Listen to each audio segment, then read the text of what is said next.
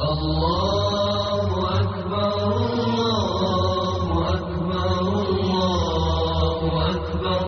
الحمد للہ رب العالمین والصلاة والسلام على رسوله الكريم اما بعد فاعوذ باللہ من الشیطان الرجیم بسم اللہ الرحمن الرحیم لقد من اللہ علی المؤمنین اذ بعث فیہم رسولا۔ عزیز دوستوں اور بزرگوں، اللہ تبارک و تعالیٰ کا احسان عظیم ہے کہ اللہ تعالیٰ نے ہم سب کو ایمان اور اسلام کی دولت سے مالا مال فرمایا ہے اور اپنے آخری پیغمبر حضرت محمد عربی صلی اللہ علیہ وسلم کی امت میں پیدا فرمایا ہے۔ آج کل آپ سن رہے ہوں گے اور واٹس ایپ اور فیس بک اور انٹرنیٹ کے دوسرے ذرائع سے آپ کو معلوم ہوتا ہوگا کہ فرانس اور اس کے صدر نے نبی کریم صلی اللہ علیہ وسلم کی شان اقدس میں گستاخی کی ہے، اور ناقابل برداشت ہے یہ بات کہ میرے اور آپ کے آقا کی شان میں کوئی زبان درازی کرے۔ دنیا کو معلوم ہونا چاہیے ہمارے آقا و مولا جناب محمد الرسول اللہ صلی اللہ علیہ وسلم، جن کے لیے یہ بزم ہستی سجائی گئی، جن کے لیے عروس کائنات کے گیسو آراستہ کیے گئے، جنہیں تخت ختم نبوت پر جلوہ گر کیا گیا، جن کے سر اقدس پر تاج ختم نبوت سجایا گیا، جن کی نبوت کا پرچم پورے کائنات میں لہرایا گیا، جنہیں سید الاولین والآخرین بنایا گیا، جنہیں شافع محشر کا اعزاز عطا فرمایا گیا، جنہیں ساقی کوثر کا منصب عظیم مرحمت فرمایا گیا۔ ہمارے آقا و مولا مکی و مدنی پیغمبر عربی حضرت محمد الرسول اللہ صلی اللہ علیہ وسلم،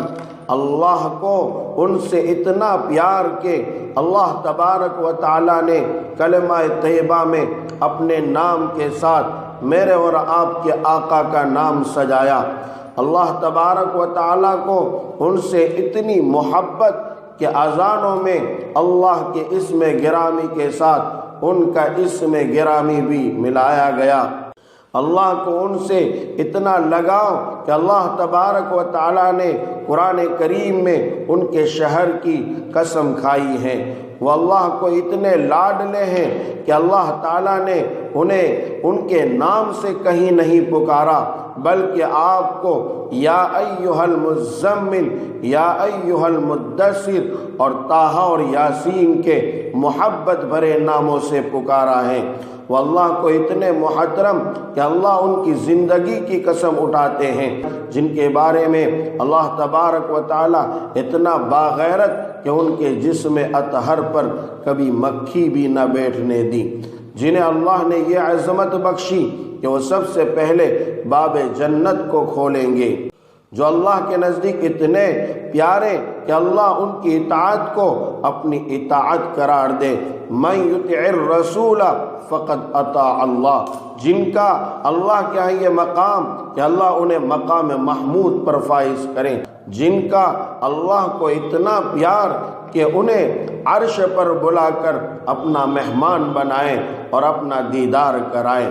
جنہیں اللہ تعالیٰ یہ وقار اور یہ مرتبہ اور یہ شان بخشے کہ روز محشر سارے کے سارے نبی آپ علیہ الصلاۃ والسلام کے جھنڈے تلے جمع ہوں گے، جن کے احترام میں اللہ تبارک و تعالیٰ نے مسلمانوں کو حکم دیا کہ اپنی آواز کو نبی صلی اللہ علیہ وسلم کی آواز سے بلند نہ کرو۔ لا ترفعوا اصواتکم فوق صوت النبی، جو اللہ کے اتنے لاڈلے کہ ان کے روز اطہر پر صبح اور شام 70 ہزار فرشتے حاضری دے، جو اللہ کے ہاں اس قدر قابل قدر کہ جبرائیل امین ان کے گھر کی نگہبانی کرے، حفاظت کرے، جن کی رفعت کا اور بلندی کا یہ عالم کہ اللہ کے جلیل القدر انبیاء حضرت ابراہیم علیہ السلام اور حضرت عیسیٰ علیہ السلام ان کی آمد مبارک کی دعائیں کریں اور بشارت سنائیں۔ ربنا وابعث فیہم رسولا منہم یتلو علیہم آیاتک وَيُعَلِّمُهُمُ الْكِتَابَ وَالْحِكْمَةَ وَيُزَكِّيهِمْ۔ اور حضرت عیسیٰ علیہ السلام یوں کہیں وَمُبَشِّرًا بِرَسُولٍ يَأْتِي مِن بَعْدِ اسْمُهُ احمد، جن کی یہ شان کہ وہ معراج کی رات سارے انبیاء کرام کی امامت کرائے۔ سبحان الذی اسری بعبدہ لیلا من المسجد الحرام الی المسجد الاقصی، جن کی یہ قدر و منزلت، یہ مقام کہ اللہ انہیں دنیا میں بھیج کر احسان عظیم بتلائیں۔ لقد من اللہ علی المؤمنین اذ بعث فیہم رسولا، جن سے اللہ کو اتنا پیار کہ اللہ اس کے فرشتے ان پر درود بھیجے۔ ان اللہ وملائکتہ یصلون علی النبی یا ایھا الذین آمنوا صلوا علیہ وسلموا تسلیما۔ اللہم صل علی سیدنا محمد وعلی آل سیدنا محمد وبارک وسلم۔ واللہ تبارک و تعالیٰ کو اتنے چہیتے کہ اللہ ان کی امت کو خیر الامم قرار دے۔ کنتم خیر امت اخرجت للناس تأمرون بالمعروف وتنہون عن المنکر۔ اللہ تبارک و تعالیٰ کی ان کے دوستوں سے اتنی دوستی کہ سیدنا ابو بکر کو اللہ کا سلام آئے، ان کے رفیقوں سے اللہ کو اتنی چاہت کہ اللہ انہیں دنیا ہی میں جنت کی سرٹیفکیٹ عطا فرمائے۔ رضی اللہ عنہم ورضوا عنہ، میرے اور آپ کے آقا و مولا مکی و مدنی پیغمبر جناب محمد الرسول اللہ صلی اللہ علیہ وسلم کون ہیں؟ ان فرانسیسی کو بتلا دو، ان گستاخان رسول کو بتلا دو، ان دشمنان رسول کو بتلا دو کہ رسول اللہ صلی اللہ علیہ وسلم جمال کائنات ہیں، حسن کائنات ہیں، زینت کائنات ہیں، خلاصہ کائنات ہیں۔ میرے اور آپ کے آقا نہ ہوتے تو یہ کائنات نہ ہوتی، جن کے چہرے سے سورج کو ضیاء ملتی ہے، جن کے رخساروں کی دمک سے چاند چاندنی حاصل کرتا ہے، جن کی آنکھوں کی چمک سے ستارے جگمگانا سیکھتے ہیں، جن کے دانتوں کی تنویر سے جواہرات اور زیورات چمکنے کا ہنر جانتے ہیں، جن کے لبوں کی نزاکت سے گنچے چٹکنا سیکھتے ہیں، جن کے ماتھے کے نور سے انسانیت کو راستے ملتے ہیں، جن کے سانسوں کی مہک سے مشک و عنبر خوشبو پاتے ہیں، جن کی زلفوں کی لہک سے کائنات بننا سورنا سیکھتی ہیں، جن کی آنکھوں کی حیا سے کلیاں شرمانا سیکھتی ہیں، جن کی مسکراہٹ سے کوس و فضا رنگ بکھیرنا جانتی ہیں، جن کی چال سے مست خرام ندیاں چلنے سے آشنا ہوتی ہیں، جانکاری حاصل ہوتی ہیں، جن کی گفتگو سے بلبل نغمے سیکھتی ہیں، جن کی آنکھوں کی سیاہی سے کالی گھٹاؤں کو حسن ملتا ہے، جن کی آنکھوں کی سفیدی سے دن کو اجالا ملتا ہے، جن کی پلکوں کی دل آویز حرکت سے نجوم جھلملانا سیکھتے ہیں، جن کے ابر و خمدار کو دیکھ کر ہلال یعنی چاند اپنی صورت تراشتا ہے، جن کے جلال سے بجلیاں کڑکنا اور جن کے جمال سے باد نسیم چلنا جانتی ہیں، جن کی گفتگو کے لفظوں سے ہدایت کے چراغ جلتے ہیں، اور جن کے قدموں کے نشان سے انسانیت کو منزل کا سراغ ملتا ہے۔ انسانیت کو راستہ پانا ہو تو آقا کا جو ہے دامن تھامنا پڑے گا، آقا کی ہستی کو سننا پڑے گا، آقا کے کردار کو اپنانا پڑے گا، آپ کی ہسٹری اور آپ کی سیرت کو معلوم کرنا پڑے گا، تو انسانیت کو ایک ایک قدم پر رہبری اور گائیڈ لائن ملے گی۔ میرے اور آپ کے آقا و مولا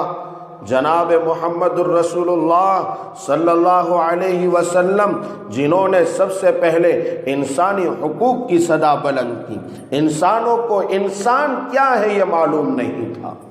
انسانوں کو یہ پتا نہیں تھا کہ انسان کیا چیز ہے، ایک دوسروں کو مار کاٹتے تھے، ایک دوسروں کو جلا دیا کرتے تھے، ایک دوسروں کے حقوق پامال کیا کرتے تھے، سگی اپنی بیٹیوں کو، حقیقی بیٹیوں کو زمین میں درگور کر دیا کرتے تھے، عورتوں پر ظلم ستم کے پہاڑ توڑے جاتے تھے، عورت کو پاؤں کی جوتی سے بھی رذیل سمجھا جاتا تھا۔ لیکن میرے اور آپ کے آقا مکی و مدنی پیغمبر جناب محمد الرسول اللہ صلی اللہ علیہ وسلم اس دنیا میں تشریف لائے اور آپ نے سب سے پہلے انسانی حقوق کی صدا بلند کی، جنہوں نے سب سے پہلے انسانیت کو بین الاقوامی منشور عطا کیا، جینے کے طریقے عطا کیے، جنہوں نے انسانیت کو ایک انٹرنیشنل پلیٹ فارم مہیا کیا، جنہوں نے رنگ و نسل کے بتوں کو پاش پاش کر دیا، جنہوں نے عربی عجمی گورے اور کالے کو ایک صف میں لا کھڑا کیا، جنہوں نے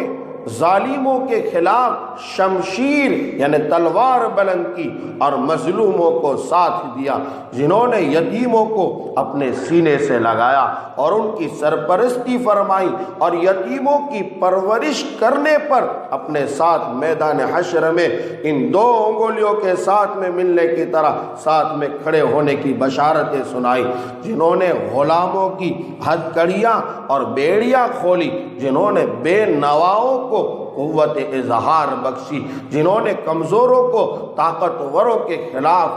طاقتوروں کے مقابل لا کھڑا کیا، جنہوں نے عورت کو ذلت کے گڑھے سے نکال کر اس کے سر پر عزت اور عصمت کی چادر رکھی، جنہوں نے محنت کش کو معاشرے میں وقار عطا کیا اور اسے اللہ کا دوست قرار دیا، جنہوں نے جہالت کی گھٹا ٹوپ اندھیروں میں علم کی شمعیں جلائی اور ہر مرد و زن پر علم حاصل کرنا فرض قرار دیا۔ آج لوگ کہتے ایجوکیشن ایجوکیشن، یہ کیسا ایجوکیشن جو اپنے آقا کو بھی نہ جانتے ہو، جو اپنے مولا کو بھی نہ جانتے ہو، جو اپنے پیغمبر سے بھی واقف نہ ہو، یہ کیسا ایجوکیشن؟ ایجوکیشن میرے نبی کریم صلی اللہ علیہ وسلم نے انسانوں کو پہلے حکم دیا، طلب العلم فریضۃ علی کل مسلم، ہر مسلمان پر علم کا حاصل کرنا ضروری ہے، جنہوں نے قرآن و حدیث کی تعلیمات سے لوگوں کے دلوں کو جگمگایا، جن کی درسگاہ نبوت سے ایسے لوگ نکلے جنہوں نے عالم کے چہار سو علوم کا چراغا کر دیا، روشن کر دیا، جنہوں نے جہالت کے صحراؤں اور جنگلوں میں بھٹکتی ہوئی مخلوق کا تعلق خالق سے جوڑ دیا۔ تاریخ شاہد ہے کہ ہر زمانے کے سعید الفطرت اور نیک بخت انسانوں نے لوگوں نے جناب خاتم النبیین والمرسلین سید الاولین والآخرین حضرت محمد عربی صلی اللہ علیہ وسلم کی شخصیت کا اعتراف کیا ہے، سب نے مانا ہے، اور آپ علیہ الصلوۃ والسلام کے پیغام کی جانب یوں لپک لپک کر آئے ہیں جیسے پروانے شمع کی جانب لپک کر آتے ہیں۔ وہ آپ صلی اللہ علیہ وسلم کی شخصیت کو خراج تحسین پیش کرتے تھے، آپ کے لائے ہوئے پیغام کو ہدیہ تبریک پیش کرتے تھے، اور آپ کی غلامی کا پٹا گلے میں ڈالنا دنیا کی سب سے بڑی سعادت اور نیک بختی سمجھتے تھے۔ لیکن ازلی مردود شیطان ملعون رجیم کو کب یہ گوارا ہو سکتا ہے کہ انسان آپ صلی اللہ علیہ وسلم کی شخصیت سے والہانہ محبت کرے، انسان آپ علیہ الصلوۃ والسلام کے لائے ہوئے دین حنیف کی شاہراہ پر گامزن رہے۔ اس لیے شیطان ہر زمانے میں نبی کریم صلی اللہ علیہ وسلم کی شان اقدس میں بکواس کرنے اور ہذیان بکنے کے لیے کچھ لوگوں کو کھڑا کرتا ہے، جو اپنی زہریلی زبان سے اتنا بڑا جرم کرتے ہیں کہ کائنات کانپ جاتی ہے۔ لیکن اس نازک مسئلہ میں غلامان مصطفیٰ صلی اللہ علیہ وسلم بھی بڑے حساس اور غیرت مند رہے ہیں۔ وقت گواہ ہے کہ جب بھی کسی بدبخت نے شان رسالت میں، شان رسول صلی اللہ علیہ وسلم میں گستاخی کی، غیور مسلمان شاہین کی طرح اس پر جھپٹے ہیں اور اسے جہنم واصل کیا ہے۔ فرانس کی تاریخ آج بھی گواہ ہے، آج بھی ایک نوجوان عبداللہ کھڑا ہوا ہے اور اس نے ملعون و مردود کی گردن کاٹ کر یہ ثابت کر دیا ہے کہ گستاخی رسول ہم کبھی برداشت نہیں کریں گے، ہمارے آقا کی کوئی گستاخی کرے یہ ہمیں کبھی برداشت نہیں ہوگا۔ اب ہمیں کیا کرنا چاہیے، ہمیں کس رویے پہ رہنا چاہیے، ہم اپنے علاقے میں رہ کر کیا کر سکتے ہیں، ہم کیا کام کر سکتے ہیں؟ ہم بھی اپنے آپ کو عاشق رسول کہتے ہیں، ہم بھی اپنے آپ کو رسول اللہ صلی اللہ علیہ وسلم کا نام لیوا سمجھتے ہیں، ہم بھی نبی کریم صلی اللہ علیہ وسلم پر مر مٹنے کا عزم رکھتے ہیں، لیکن ہم دور دراز ہیں، ہم علاقے بڑے پار رہتے ہیں، دور علاقوں میں رہتے ہیں، ہم کریں کیا؟